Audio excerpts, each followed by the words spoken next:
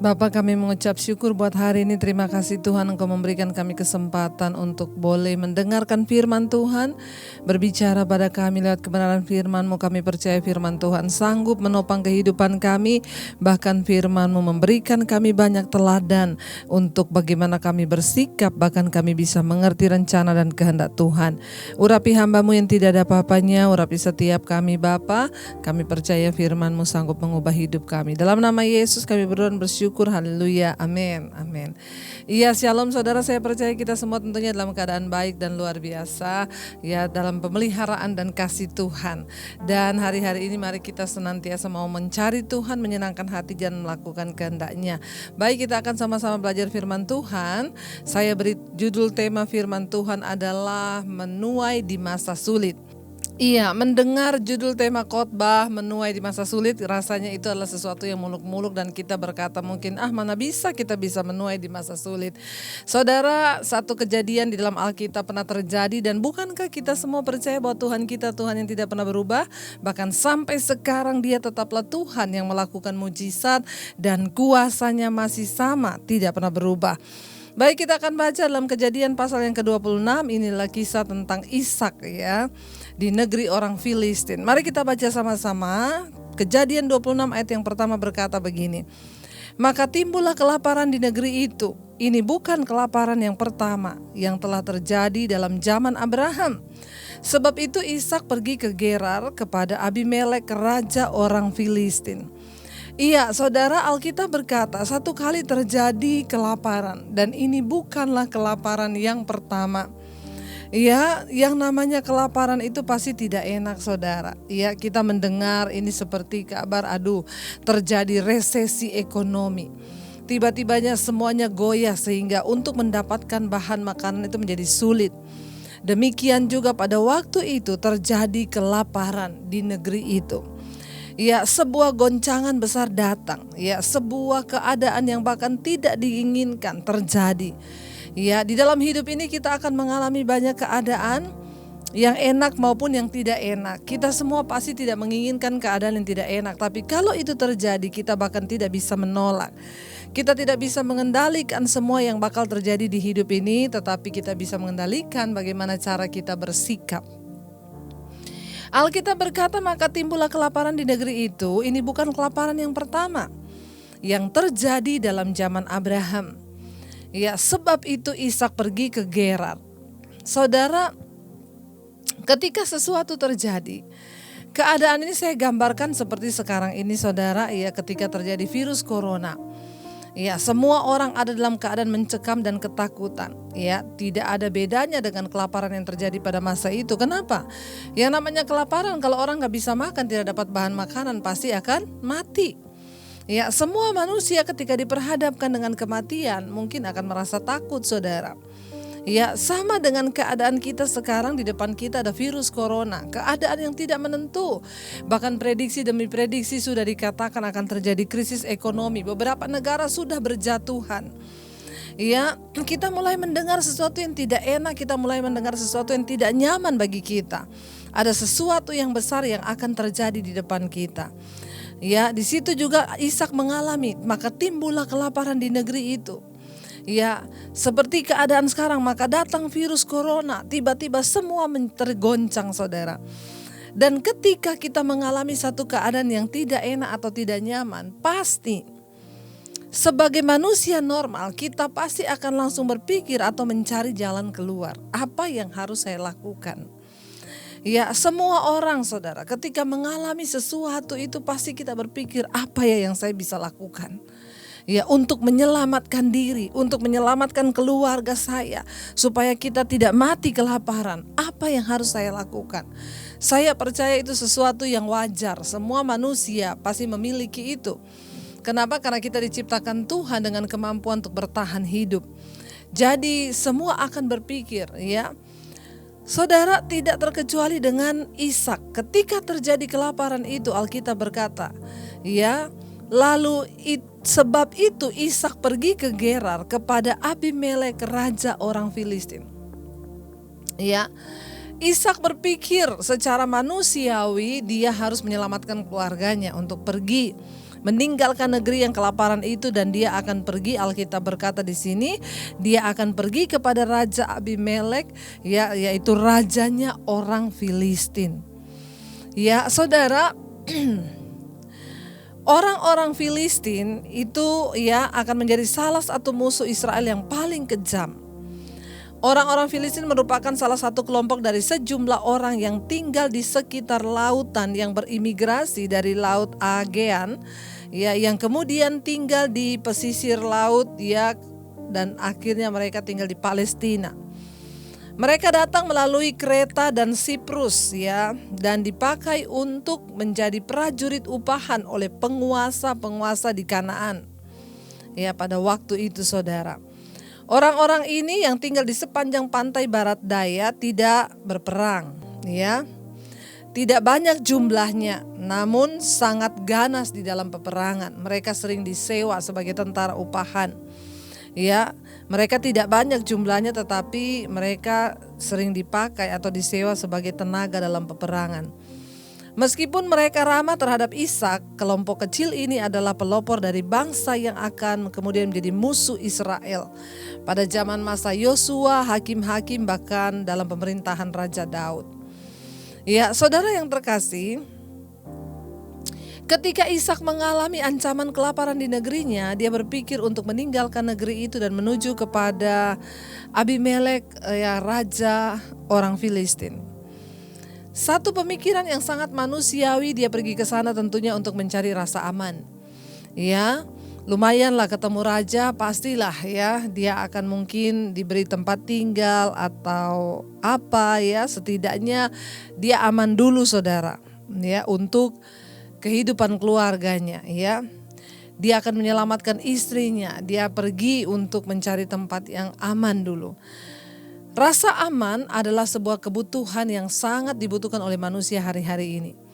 Semua orang membutuhkan rasa aman, apalagi di masa-masa sekarang. Dan benar Alkitab berkata bahwa di hari-hari terakhir, di akhir zaman, akan datang masa yang sukar. Orang mencintai diri sendiri, menjadi hamba uang.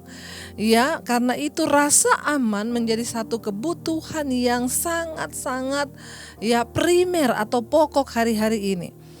Kita hidup punya banyak uang, kalau gak ada rasa aman juga ngapain, percuma. Rasa aman atau damai itu adalah kebutuhan jiwa semua manusia, termasuk saudara dan saya. Orang semua mencari rasa aman. Ishak berpikir kalau dia pergi kepada raja orang Filistin Abimelek, dia pasti akan aman dari kelaparan yang menimpa negerinya, saudara. Alkitab berkata ketika Ishak pergi, hendak meninggalkan negeri itu menuju kepada Raja Abimelek untuk mencari perlindungan ketika terjadi kelaparan. Ayat yang kedua berkata begini, lalu Tuhan menampakkan diri kepadanya serta berfirman, janganlah pergi ke Mesir, diamlah di negeri yang akan kukatakan kepadamu. Tinggallah di negeri ini sebagai orang asing, maka aku akan menyertai engkau dan memberkati engkau.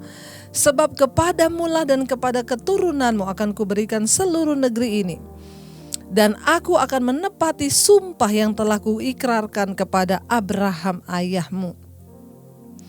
Saudara yang terkasih, ketika Ishak sedang dalam perjalanan, Tuhan menampakkan diri kepada dia.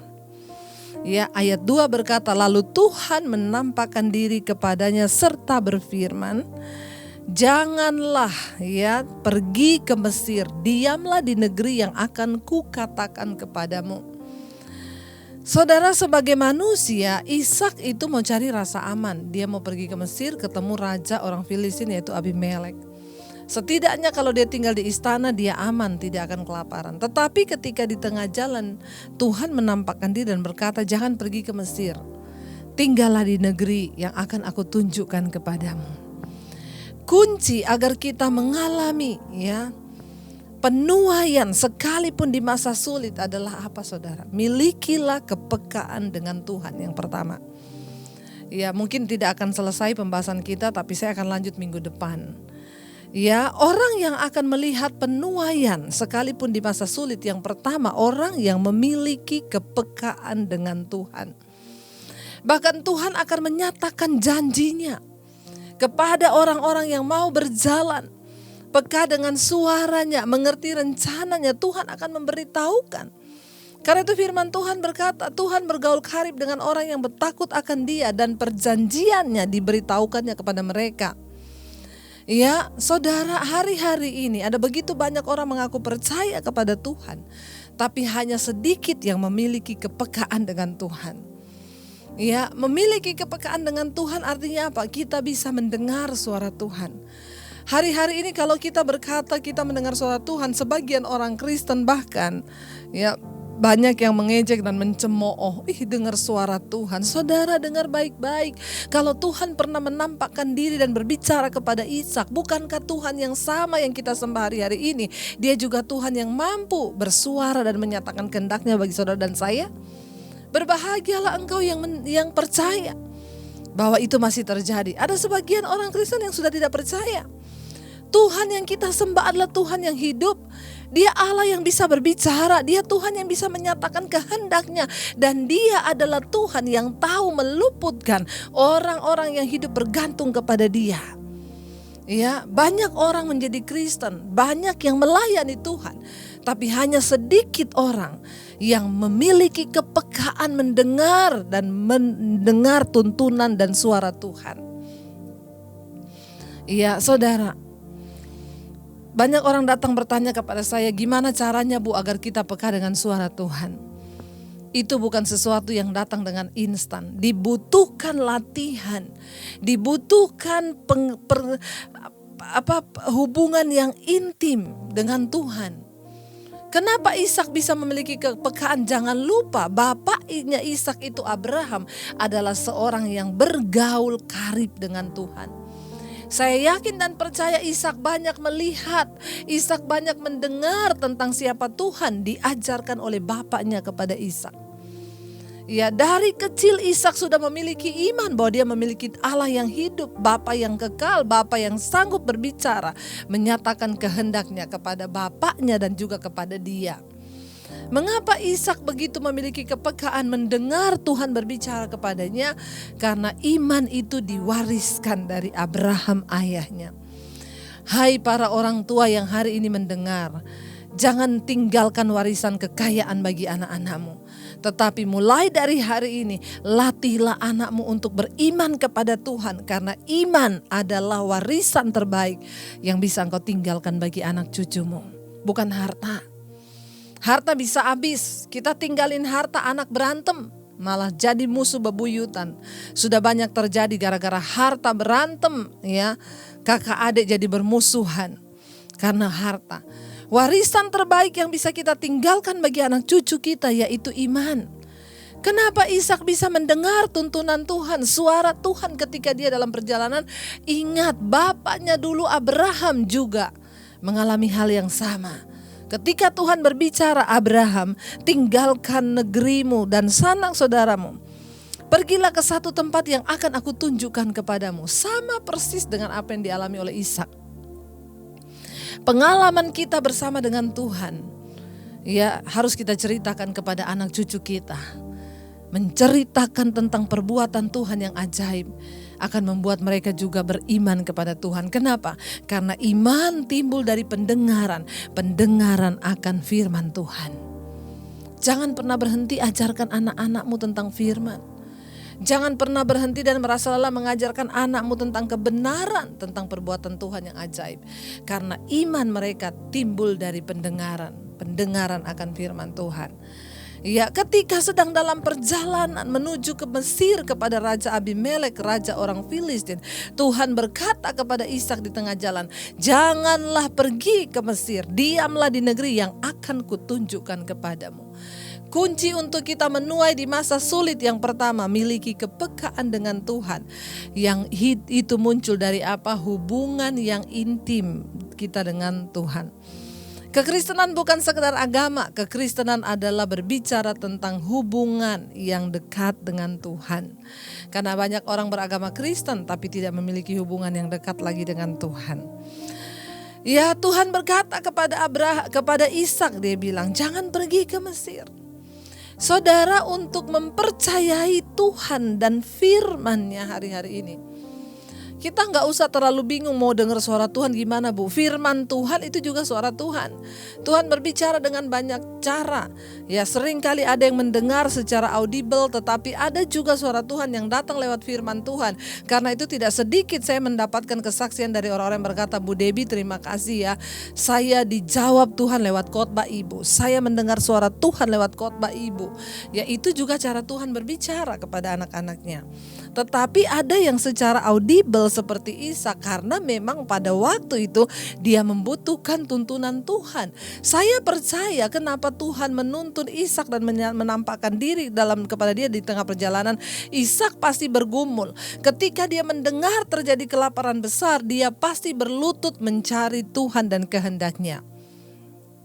Ketika engkau mendengar akan ada bencana besar di depan mata, akan ada virus corona, akan ada lockdown lagi, apa yang kau lakukan? Ketakutan?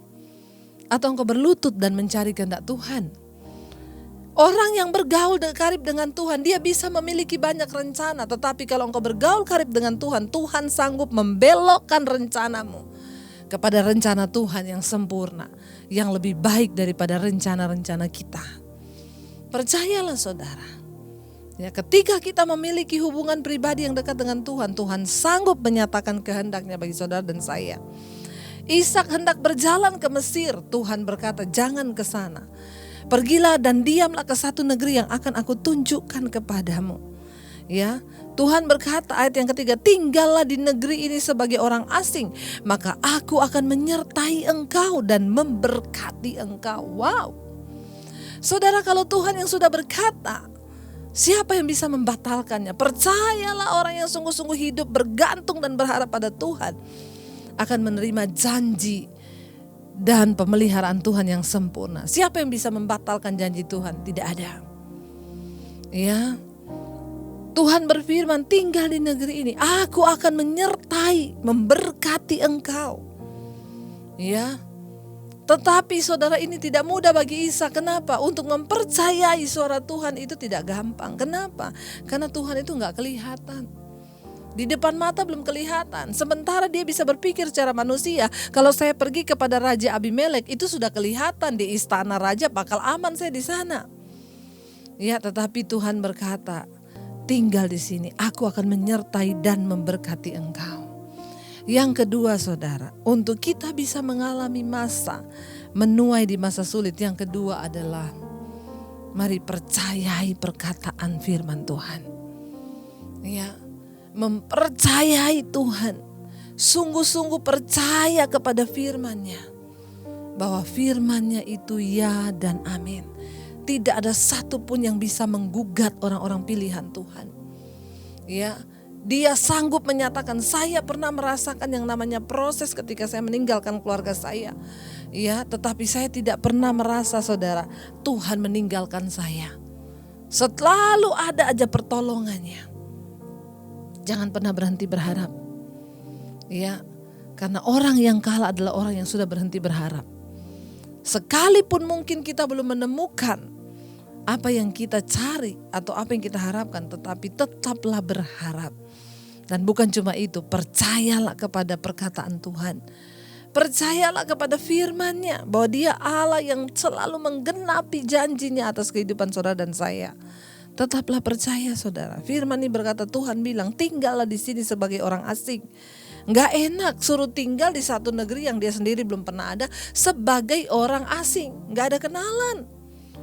Tapi di saat seperti inilah iman kita diuji. Masa pandemi datang. Ya, keadaan begitu menggelisahkan. Mungkin tidak ada orang yang bisa menolong saudara, bahkan kita tidak bisa berharap kepada keluarga atau saudara kita. Disinilah engkau harus mempercayai perkataan Tuhan. Disinilah engkau harus belajar hidup memperkatakan firman Tuhan. Saya sudah melihat bukti pemeliharaan Tuhan dalam hidup saya. Dia yang berjanji adalah Allah yang tidak pernah lalai menggenapi janjinya atas hidup kita. Ya, Dia Tuhan yang selalu menepati janjinya.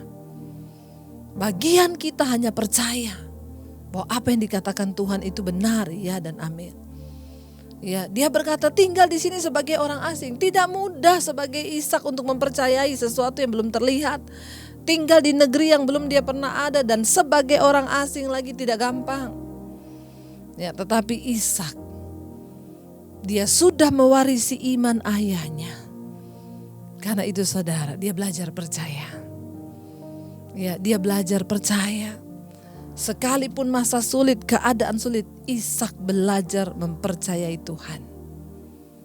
Dia belajar berkata iya dengan Tuhan sekalipun gak masuk akal, sekalipun tidak masuk logika, tapi dia percaya. Iya, untuk mempercayai firman Tuhan seringkali tidak dibutuhkan logika saudara, hanya iman yang bekerja. Ya, Ishak mendengarkan apa yang Tuhan katakan. Ya, jangan engkau pergi ke Mesir, tinggallah di negeri ini sebagai orang asing, maka aku akan menyertai engkau dan memberkati engkau, sebab kepadamulah dan kepada keturunanmu akan kuberikan seluruh negeri ini. Dia bukan hanya menerima janji pemeliharaan Tuhan dan berkat Tuhan, tetapi Tuhan berkata sesuatu yang lebih wow lagi. Ya, sebab kepadamulah dan kepada keturunanmulah, ya, Tuhan berfirman, ya akan kuberikan seluruh negeri ini dan aku akan menepati sumpah yang telah kuikrarkan kepada Abraham ayahmu. Ya saudara, ada banyak hal yang dapat kita petik dari firman ini hari ini. Waktu kita mempercayai Tuhan, maka dia Tuhan yang sanggup melakukan firman-Nya. Yang kedua, kenapa Ishak diberkati dan disertai Tuhan? Karena iman Abraham. Karena itu saya menghimbau kepada seluruh orang tua yang mendengarkan firman ini hari ini. Teruslah hidup beriman kepada Tuhan. Karena apa? Tuhan memperhitungkan imanmu untuk dia menyelamatkan anak-anakmu. Ya, iman orang tua akan diperhitungkan Tuhan untuk membawa anak-anak kita ke dalam jalan yang benar. Kenapa? Karena ketika orang tua beriman, maka saya yakin dan percaya, ya kita juga terus menuntun anak-anak kita hidup di dalam jalan-jalan Tuhan. Warisan terbaik orang tua kepada anak yaitu iman. Ya, dan saya percaya saudara, ketika kita membawa iman kita kepada Tuhan, maka dia Tuhan yang tidak pernah berhutang, dia Tuhan yang selalu menepati janjinya. Dia Allah yang selalu ada, dia Tuhan yang selalu, ya, dan selalu menepati apa yang pernah dia ucapkan. Bahkan dia ingat kepada Abraham, dia berkata, Ishak, negeri ini akan kuberikan kepadamu dan keturunanmu. Ya, kenapa? Karena aku akan menepati sumpah yang telah kuikrarkan kepada Abraham ayahmu. Saudara yang terkasih, ya, sebelum terlambat, mari kita belajar menjadi orang yang percaya dan beriman, supaya keturunan kita juga diberkati dan dipelihara Tuhan. Ketika kita mau sungguh-sungguh percaya, maka dia Allah yang sanggup melakukan segala perkara atas hidup kita. Kita akan sambung minggu depan, ya, tetapi saya percaya kita dapat sesuatu hari ini. Bahwa orang yang akan menuai di masa sulit yang pertama adalah orang yang bergaul karib dengan Tuhan. Orang yang peka mendengarkan suara Tuhan. Orang yang sungguh-sungguh percaya pada apa yang Tuhan katakan sekalipun itu bertentangan dengan logikanya. Tetapi dia percaya, maka dia akan melihat. Hanya orang-orang yang sungguh-sungguh beriman dan percaya akan melihat. Ya, kunci dari hidup yang diberkati, sekalipun di masa sulit, pemeliharaan Tuhan akan terjadi dan nyata bagi orang-orang yang berharap kepada Dia. Itu akan terus terjadi. Ketika kita bergaul karib dengan Tuhan, intim dengan Tuhan, dan mempercayai firman Tuhan, sekalipun sulit, tapi kita mau tetap percaya, kita pasti akan melihat, saudara. Kita akan siapkan hati kita untuk merenungkan firman ini. Ya, mari kita renungkan firman ini, saudara. Bahwa dia Tuhan yang tidak pernah gagal, menepati janji-janjinya bagi saudara dan saya. Bahkan janji yang pernah dia ucapkan kepada Abraham, dia tepati kepada keturunannya. Mari kita datang pada Tuhan, percaya saja dengan iman.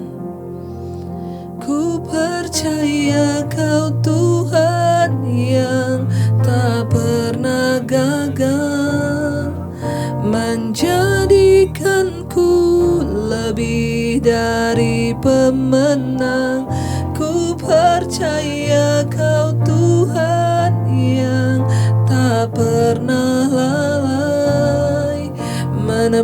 menepati janji-janji-Mu. Kami percaya, ku percaya Kau Tuhan yang tak pernah lalai, menjadikanku lebih dari pemenang. Ku percaya Kau Tuhan yang tak pernah lalai, menepati janji. Sekali lagi dengan iman katakan, ku percaya Kau Tuhan yang tak pernah gagal, menjadikanku lebih dari pemenang. Ku percaya Kau Tuhan yang tak pernah lalai, menepati janji-janji-Mu.